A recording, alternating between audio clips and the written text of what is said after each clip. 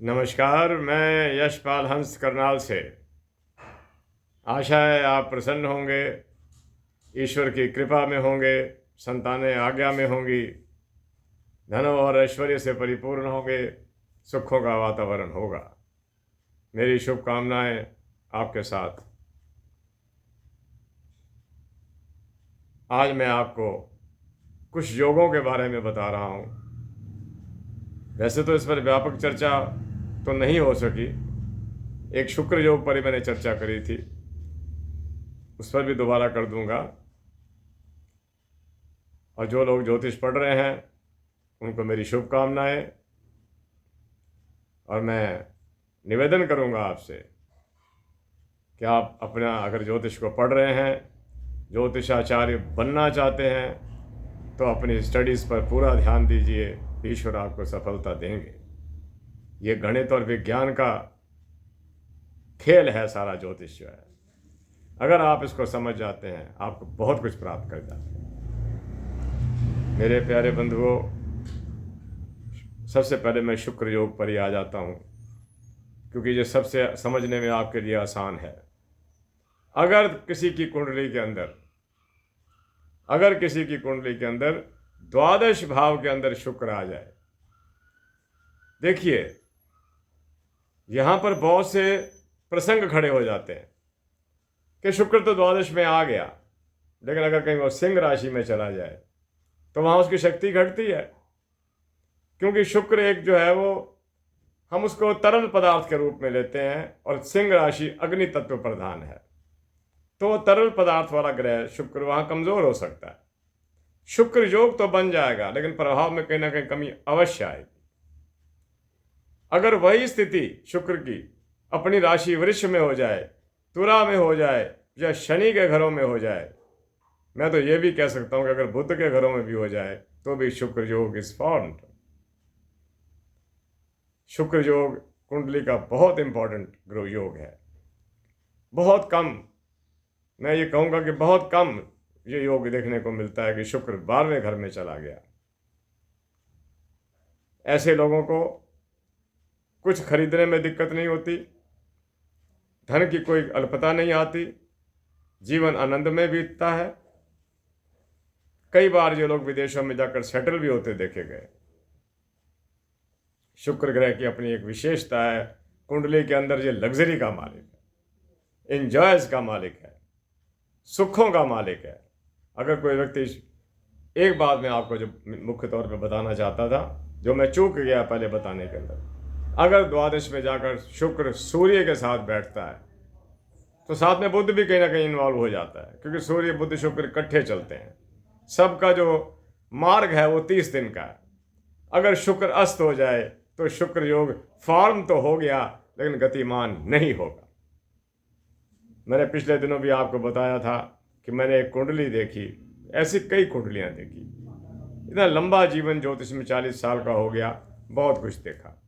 उसके द्वादश भाव के अंदर देखिए, समझिएगा, तुला राशि थी, वृश्चिक लगन था, सूर्य शुक्र और बुध इकट्ठा थे।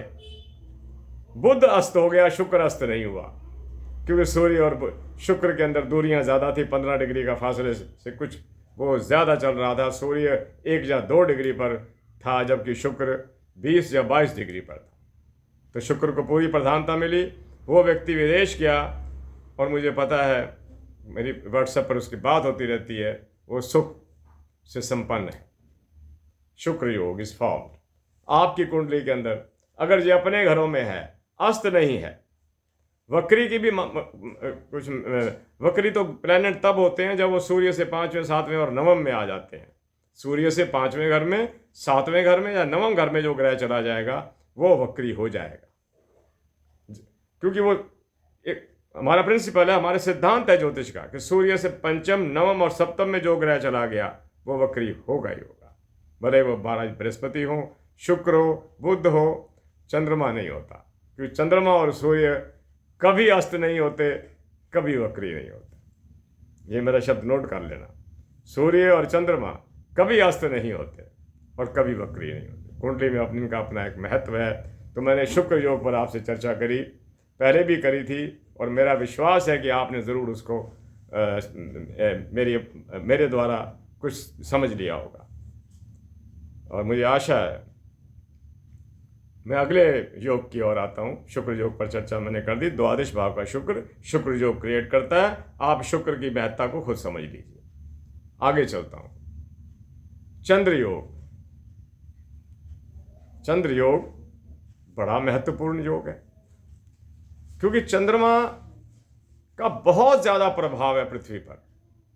जिन लोगों की कुंडली के अंदर चंद्रमा दुर्बल हो जाता है, मैंने उन्हें वहमी स्वभाव का पाया, मैंने उन्हें दुर्बल स्वभाव का पाया। जिसे कहते हैं ना डाउटफुल नेचर, हर बात पर संशयात्मक दृष्टि रखकर चलना, डाउट करना हर चीज पर। यह शुक्र चंद्रमा की दुर्बलता का एक लक्षण है। आगे मैं आपको बताता हूं कि अगर किसी की कुंडली के अंदर समझ लीजिएगा, लगन में उच्च का ग्रह हो। चंद्रमा योग कैसे फॉर्म होता है? चंद्र योग, हाउ इट इज फॉर्म। किसी की कुंडली के अंदर अगर लगन में कोई उच्च का ग्रह, जैसे वृष लगन है, शुक्र उच्च का है, अगर कर्क लगन है तो चंद्रमा उच्च का नहीं होगा। अगर मतलब ये कि कन्या लगन है, बुध है उसके अंदर, इस तरह कर्क लगन है और उसमें बृहस्पति उच्च का है, और नवम भाव से दूसरे या तीसरे में चंद्रमा बैठा। समझ लीजिए मेरी बात को आप। अगर किसी की कुंडली के लगन में कोई उच्च का ग्रह बैठा है, अक्सर मिल जाते हैं, लगन में उच्च का ग्रह होना चाहिए और नवम भाव से, भाग्य स्थान से, यानी कि दूसरे या तीसरे, भाग्य स्थान से दूसरा तीसरा आप कैलकुलेट कर लीजिए, चंद्रमा बैठा हो तो चंद्र योग इज फॉर्म्ड। ऐसे लोग योद्धा हुआ करते हैं, बुद्धिमान हुआ करते हैं, त्वरित निर्णय लेने की शक्ति होती है, इतनी जल्दी डगमगाते नहीं, उनके हौसले इतनी जल्दी, वो अपना धैर्य नहीं खो देते। ये चंद्र योग की विशेषता है। और मैं अगले योग की ओर आता हूं। एक आपने दुर्योग पढ़ा होगा। दुर्योग नाम ही दुर्योग है, बुरा योग। आप एक समझ लीजिए, और इसे जो आचार्य बनने की कोशिश कर रहे हैं वो इस बात को बहुत अच्छी तरह देखें। ये अक्सर कुंडलियों में हमने पा लिया है कि दुर्योग कहीं ना कहीं खड़ा है।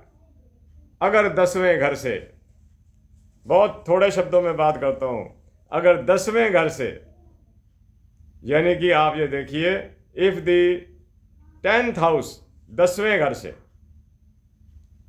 आप 10वां घर मत लेना, बस 10वां में 10th, अगर उस कुंडली के अंदर 10वें घर से 6ठे, 8वें और 12वें, कुंडली में दशम भाव से 6ठे, 8वें और 10वें घर के अंदर अपना ऐसा कोई प्लैनेट आ जाए, यानी कि मैं आपको क्लियर वर्ड्स में बताता हूं, अगर इफ द 10th लॉर्ड, मैं इस भाषा में बोलूंगा तो मैं समझा पाऊंगा, if the 10th Lord is in the 6th, 8th और 12th, मैं किसी का 10th लॉर्ड बनता है सूर्य, और अगर सूर्य 6ठे में आ गया, 8वें में आ गया या द्वादश में चला गया, तो दुर्योगा इज फॉर्म। ऐसे लोगों को मन की स्थिति के अनुसार वो स्थिति, वो दर्जा नहीं दिया गया जो हम उन लोगों को देते हैं कि he is clear in by heart. इनको हार्ट की क्लैरिटी नहीं मिली। दोबारा सुन लीजिए, पीछे मैं कुछ 2 शब्द आपको और तरह के समझा गया। If the 10th Lord is in the 6th, 8th और 12th, अगर 10वें घर का मालिक 6ठे में, 8वें में या द्वादश में चला जाए, दुर्योग इस फॉर्म। ऐसे लोग विवादास्पद होते हैं। ऐसे लोग उस कैटेगरी के अंदर आते हैं जहां पर उनको प्रशंसा प्राप्त नहीं होती। ऐसे लोग कोई भी ऐसा कार्य कर सकते हैं जो सामाजिक दृष्टि से अनुकूल न हो। ये दुर्योग पर व्याख्या कर रहा था मैं, 10 मिनट होने को आ गए। एक मैं आपको और योग बताता हूँ। बैठे बैठे योग याद आते रहते हैं, क्योंकि हमें आपसे मिलने से पहले अपना एक चैप्टर तैयार करना पड़ता है कि आपको वो चीज़ समझाई जाए जो सटीक हो। आपने अक्सर कुंडलियों में देखा होगा, हम ये देखकर बड़े प्रसन्न हो रहे होते हैं कि हमारी कुंडली के एक कॉलम के अंदर 4 ग्रह बैठ गए। ये कोई बड़ी बात नहीं है, 3 ग्रह बैठ जाना कोई बड़ी बात नहीं है। कईयों की कुंडली में 5-5 ग्रह देखे हमने, लेकिन विवादित देखा उनका जीवन। लेकिन अगर किसी की कुंडली के अंदर, मैं वल्की योग की बात कर रहा हूं, अगर किसी की कुंडली के अंदर, हम 7 ग्रहों को लेते हैं, 9 को नहीं, राहु केतु को नहीं ले रहे हम इसके अंदर, योगों के अंदर। अगर किसी की कुंडली के अंदर 7 ग्रह 7 भावों के अंदर बैठे हुए हो, राहु केतु को छोड़ दीजिए, राहु केतु छाया ग्रह हैं। जब योगों की बात होती है तो राहु केतु को अलग करना पड़ता है, 7 ग्रहों को लेना पड़ता है। वो 7 मेजर प्लैनेट्स जो है हमारे एस्ट्रोलॉजी के अंदर, अगर वो 7 ग्रह अलग अलग राशियों में, अलग अलग घरों में बैठे हों, वल्की योगा इज फाउंड। मैंने ऐसे लोगों को अगर राजनीति में जाते हुए देखा तो मंत्री पद तक पहुंचते हुए देखा। किसी भी स्टेज, राज्य स्तर पर रहे हो, केंद्रीय स्तर पर रहे हो, कहीं भी रहे हो, वल्की योग ये चीजें दे सकता है कि 7 ग्रह अब भिन्न भिन्न। मैं आपको समझाता हूं, जब 4 ग्रह इकट्ठे हो जाएं कहीं पर और सूर्य 7 बैठा हो सकता है कि दूसरे बाकी 2 प्लैनेट, 1 प्लैनेट या तीनों प्लैनेट अस्त हो जाए, सबकी पावर खत्म हो गई, अकेला सूर्य दंदन आएगा वहां पर। लेकिन जब 7 ग्रह अलग अलग भावों में चले जाएंगे तो अपनी शक्ति को खोएंगे नहीं, उनकी शक्ति प्रबल रहेगी, क्योंकि वो अकेला बैठा हुआ है, उसके साथ उसको काटने वाला और कोई ग्रह नहीं है। मजबूत हो जाएगा और वल्की योग फॉर्म हो जाएगा। आज की चर्चा 12 मिनट की हुई और मैं आशा करता हूं कि छोटा वीडियो इसलिए बनाता हूं कि आप उसको पूर्णतया देखें। कई बातें हम लोग जो करते हैं वो अंत में जाकर उसके निष्कर्ष निकल रहे होते हैं, क्योंकि लोग छोड़ देते हैं, क्योंकि जिनका विषय नहीं है वो छोड़ देते हैं और जिनका विषय है वो भरपूर देखते हैं। और मुझे आशा है कि आप ये 4 योग जो मैंने आपको बताया, शुक्र योग, चंद्र योग, दुर्योग और वल्की योग, आपने इसकी व्याख्या समझ ली होगी। जो मैंने आपको दोहराया दुर्योग के बारे में, अगर 10वें घर का मालिक 6ठे, 8वें और 12वें में हो, मैं पुनः दोहरा रहा हूँ कि 10वें घर का मालिक, अगर 10वें घर का मालिक चंद्रमा है, 6ठे में बैठ जाए, 8वें में बैठ जाए, 12वें में बैठ जाए, दुर्योग पैदा कर देगा। मैं ईश्वर से प्रार्थना करता हूँ कि आपको सुखी रखे, आप प्रसन्न रहें। और मैं तो हमेशा ये भी कहता हूँ कि मैं तो आपको नहीं देख पाता, आप हमें देखते हैं। आप हमारे प्रति शुभकामनाएं दिया कीजिए कि हम शक्तिशाली बने, हम आपके साथ वार्ता करने में समर्थवान हों। मैं तो अब उस आयु को प्राप्त कर रहा हूँ जहाँ ये भय रहता है कि कोई रोग ना हो जाए। तो आप हमें शुभकामनाएं, बल्कि मैं ये कहूँ, कथावाचकों को कह भी देता हूँ कि शरीरों की आयु होती है, कि ये हमारे बुज़ुर्ग हैं, ये हमारे अजीज़ हैं, लेकिन आत्मा की कोई आयु नहीं होती। आत्मा सबकी बराबर उम्र की होती है। तो आप मुझे आशीर्वाद भी दे सकते हैं, मैं उसे स्वीकार करूँगा। आप मुझे सब्सक्राइब करते रहिए और मेरे लिए अपनी दुआओं में, जिसे कहते हैं अपनी प्रार्थना में, मुझे भी याद रखिए। मैं आपसे चर्चाएं करता रहूं, विभिन्न विषयों पर चर्चा करता रहूं। कभी कोई कथा की चर्चा होगी जिस पर मेरा बड़ा मन करता है कि मैं आपसे बात करूं, लेकिन मुझे पता है कि कोई भी चर्चा पौने घंटे या 1 घंटे से पहले ख़त्म होने वाली नहीं होती।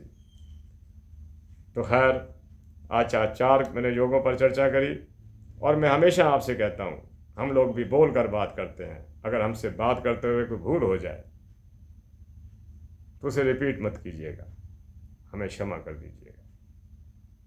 इसी के साथ करनाल से मैं यशपाल हंस आपसे आज्ञा चाहता हूँ। शीघ्र आपसे फिर मिलने की कोशिश करूँगा। इसी के साथ जय जगत, जय भारत, नमस्कार।